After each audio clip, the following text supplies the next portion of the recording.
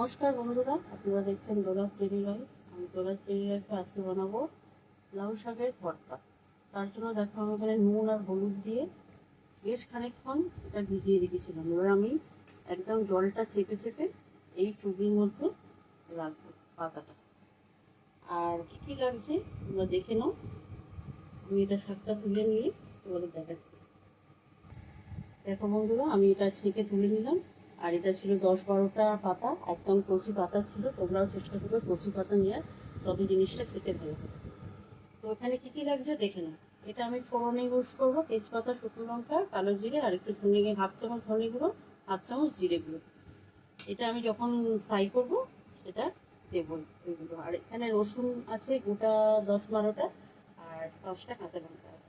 এগুলো আমি ওই তেলের ওপর নেড়ে নিয়ে পাতার সাথে পেস্ট করব। আর আমি নিয়ে এসেছি চিংড়ি মাছের লাউ শাকের ভর্তাটা করার জন্য চিংড়ি মাছ। চিংড়ি মাছগুলো নুন আর হলুদ দিয়ে ভালো করে বেছে মাখিয়ে নিয়েছি। চলো আসো রেসিপিটা শুরু করা যাক। দেখো বন্ধুরা, প্রথমে আমি কড়াটা বসিয়ে অল্প তেল দেব। যেগুলো বললাম সেগুলো সব আস্তে আস্তে একটা একটা করে ভেজে নেব। প্রথমে ভাজবো আমি চিংড়ি মাছটা।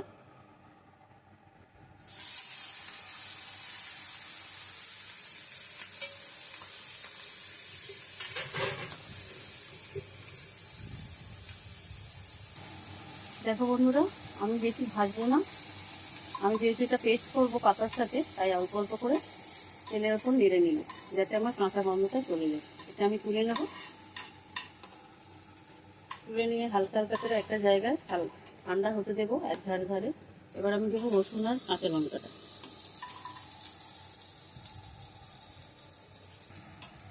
দেখো বন্ধুরা, আমার রসুন আর কাঁচা লঙ্কাটা ভাজা হয়ে গেছে। এর সাথে আমি শাকটাও ভালো করে নাড়াচাড়া করে নামিয়ে ঠান্ডা করি। ঠান্ডা করে মিনিট পাঁচেক রেখে তারপর ব্লেন্ডারে পেস্ট করবো। দেখো বন্ধুরা, আমার ভাজা প্রায় হয়ে এসছে। আমি এই পর্যায়ে একটু নুন দিয়ে দেবো, যাতে আমার পেস্ট করার সময় নুন না দিতে হয়। নুনটার সাথে নেড়ে নেবো। আর দেবো একটু হলুদ।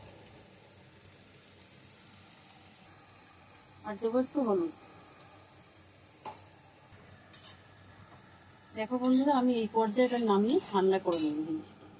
তারপরে আবার 10 মিনিট পর আবার ফিরে আসছি তোমাদের। পেস্ট করে নিয়ে ফ্রাই করবো যখন, তখন তোমাদের আবার দেখাবো। ফিরে এলাম আবার এটা ঠান্ডা করে নিয়ে। এবার ব্লেন্ডারের মধ্যে এগুলো দিয়ে দেবো একে একে। আপনাদের বলা হয়নি আমি 1 চামচ চিনি ইউজ করবো। আপনারা না চাইলে আপনারা স্কিপ করতে পারেন। আর যখন আমরা ফ্রাই করবো, স্বাদ মতো নুন আমরা ওতে অ্যাড করবো, কারণ আন্দাজে দেওয়া হয়েছে আমার এটা নুনটা। স্বাদ করার জন্য ওটাকে টেস্ট করে অবশ্যই তোমরা ব্যালেন্সটা ঠিক করে নেবে। চলে এলাম আবার এটা পেস্ট করে নিয়ে। এটা সুন্দর করে পেস্ট করে নিতে হবে। নিয়ে নিলাম পেস্ট করে। কি কি পেস্ট করেছি তোমরা দেখেছো। তো চলো এটা এখানে রাখি। আর দেখো কড়াই আমি তেল দিয়ে দিয়েছি, বেশ খানিকটা তেল দিয়ে দিয়েছি। যেহেতু এটা ভর্তা, একটু তেল বেশি লাগবে। তার অবশ্যই তোমরা সর্ষের তেলে করবে এই রান্নাটা।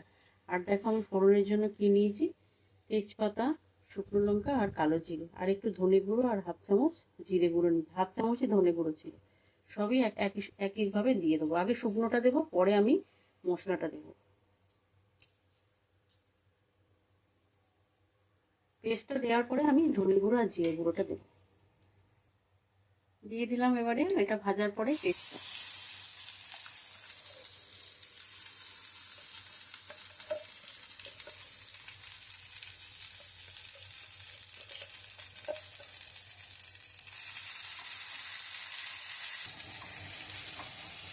পরে আমি দিয়ে দেবো এই ধনে গুঁড়ো আর জিরে গুঁড়ো।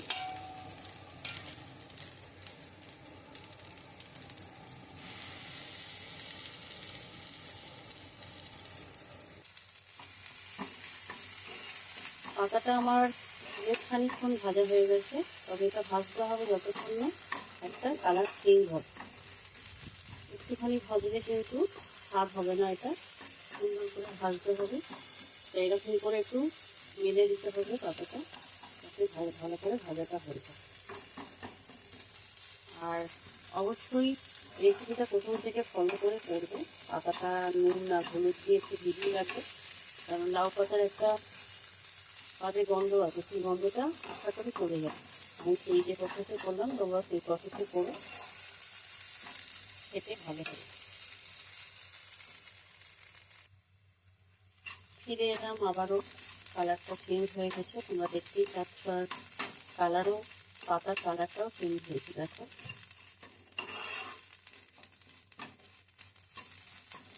তোমরা এটা চিংড়ি মাছ ছাড়াও করতে পারো, আর আবার চিংড়ি মাছ দিয়ে করলে তো স্বাদ তো অতুলনীয় হয়। চিংড়ি মাছ ছাড়া যারা তোমরা চিংড়ি মাছ খাও না, তারা একবার করতে পারো। চিংড়ি মাছ দিয়ে বানালাম। তো কেমন লেগেছে আমার এই লাউ পাতা চিংড়ির ভর্তা, তোমরা অবশ্যই কমেন্টে জানিও। আর ভালো লাগলে আমার চ্যানেলটাকে, ইউটিউব চ্যানেলটাকে সাবস্ক্রাইব করো, আরও নতুন নতুন রেসিপি পেতে।